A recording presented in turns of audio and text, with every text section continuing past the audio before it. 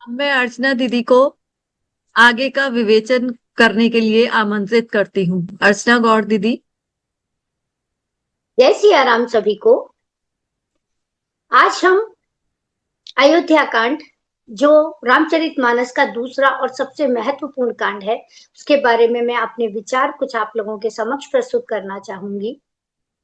हम जैसा कि जानते हैं कि जैसे कि बाल कांड जो है जिसमें ज्ञान की अर्थात मस्तिष्क की अधिकता ज्यादा थी, तो अयोध्या कांड में भावनाओं की प्रधानता है। अनेक प्रसंग हैं जो अत्यंत हृदय स्पर्शी हैं, इसीलिए अयोध्या कांड को रामचरितमानस का हृदय कहा जाता है, जो आदर्श रिश्तों, कर्तव्य पालन और त्याग की शिक्षा देता है। इस कांड में श्री राम के राज्याभिषेक की तैयारी, केकई द्वारा वनवास की मांग, राम सीता लक्ष्मण का प्रस्थान और भरत के निस्वार्थ प्रेम की अत्यंत झांकी हमको देखने को मिलती है, जो मानवीय संवेदनाओं का केंद्र है। अयोध्या कांड हमें व्यक्तिगत स्वार्थ से ऊपर उठकर अपने कर्तव्य को निभाने की प्राथमिकता देने की शिक्षा देता है।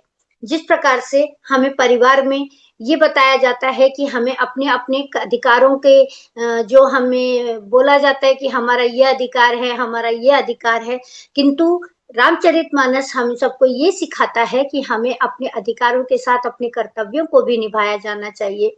अगर हम हमेशा यही कहते रहेंगे कि मुझे तो ये नहीं मिला, मुझे ये नहीं मिला, तो जीवन जीना अत्यंत दुष्कर हो जाएगा। तो रामचरितमानस में रामचंद्र जी ने हमें यही शिक्षा दी है कि त्याग की भावना जो है वो सर्वश्रेष्ठ भावना है। जहां उन्हें राम गद्दी मिलने वाली थी, राज गद्दी का ठुकराकर उन्होंने वनवास को सहज ही स्वीकार किया है।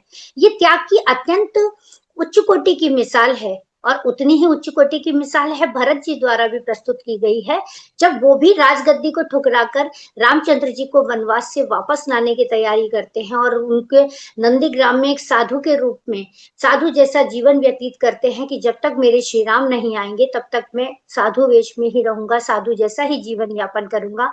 तो ये एक बहुत ही अच्छी सुंदर शिक्षा हमें प्रदान होती है कि हमें पारिवारिक रिश्तों में कैसे सामंजस्य स्थापित करना चाहिए, और हमें अधिकारों से ज्यादा कर्तव्य को अपने प्रधानता देनी चाहिए। इसके साथ ही साथ एक रामचंद्र जी ने हमें यह भी सिखाया है कि विकट परिस्थिति चाहे कितनी भी विकट हो, चाहे कैसी भी स्थिति आ जाए, हमें उसे सकारात्मक रूप से ही स्वीकार करना चाहिए। उसका सामना हमें सच्चे मन से, निडरता से करना चाहिए। और एक बहुत ही खूबसूरत रिश्ते के बारे में उन्होंने हमें बताया, जो होता है पति पत्नी का रिश्ता, कि अगर पति पत्नी दोनों साथ हैं तो सामने हमारे कितनी भी विकट परिस्थिति हो, वो आसानी से हम उसे पार कर सकते हैं। और इस स्थिति में पति और पत्नी मिलकर एक और एक दो नहीं, एक और एक 11 हो जाते हैं। तो जहां पर सीता जी ने रामचंद्र जी के साथ वनवास स्वीकार किया है, महलों के अगाध सुख को त्याग कर उन्होंने पति के साथ जाने को ही सर्वोच्च प्रधानता दी है, तो ये भी एक त्याग की उच्च उच्च भावना है, जो अपने सीता जी की पति के प्रति समर्पण की भावनाएं कि हमें आदर्श प्रस्तुत करती हैं। इसके साथ ही साथ मित्रता का अगर हम इसमें रोल देखते हैं, तो एक निषाद राज गुरु की जो मित्रता है वो एक सच्चे पथ प्रदर्शक की मित्रता है। तो ये भी हमें गुण संदेश देती है कि जीवन में सच्चा मित्र वही होता है जो आपको गलत राह से भटकाकर सच्चे मार्ग पर चलने की प्रेरणा देता है और आपको सच्चे मार्ग के लिए अग्रसर करता है। यह भाग हमें अत्यंत हृदय स्पर्शी भाग देता है, जिसमें हमें भरत के द्वारा राम की पादुकाओं को सिंहासन पर रखकर खुद नंदीग्राम में साधु जैसा जीवन बिताना बहुत ही अत्यंत त्याग की सर्वोच्च मिसाल है। संक्षेप में कहा जाए तो अयोध्या कांड राम के जीवन का वह मोड़ है जो उन्हें सामान्य राजकुमार से मर्यादा पुरुषोत्तम राम बनाता है।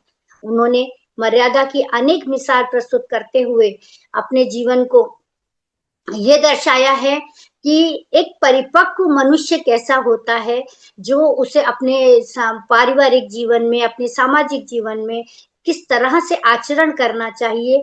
ये अयोध्या कांड हमें इसकी सर्वोच्च शिक्षा देता है और एक मिसाल प्रस्तुत करता है। इसके साथ ही साथ एक बहुत ही अनोखी विशेषता है अयोध्या कांड की, कि इसमें दोहा नंबर 91 अर्थात 91 से 95 तक कि जो जितने भी संवाद हैं उसको संतों ने लक्ष्मण गीता के रूप में स्वीकार किया है और इसको बताया है कि ये लक्ष्मण गीता है। जिस प्रकार भगवत गीता का महत्व है, इसी प्रकार से इन दोहों के बीच का जो संवाद है वो अत्यंत ही महत्वपूर्ण है, जो बहुत खूबसूरत संदेश हमें देता है। तो ये एक विलक्षण बात है जो हम में से काफी साधकों को पता भी नहीं होगी कि दोहा नंबर 91 से 95 तक के संवाद को संतों ने लक्ष्मण गीता के रूप में कहा है।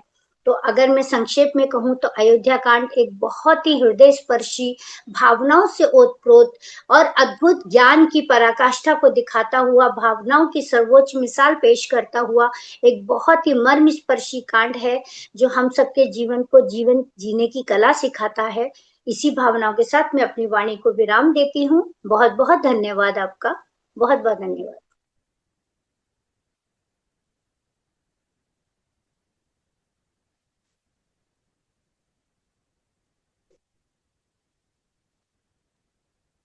बहुत सुंदर विवेचन आपका रहा अर्चना दीदी, बहुत सुंदर। और ये जो लक्ष्मण गीता के बारे में आपने बताया, ये तो अद्भुत ही था। जय सिया राम, जय सिया राम सबको, जय सिया राम।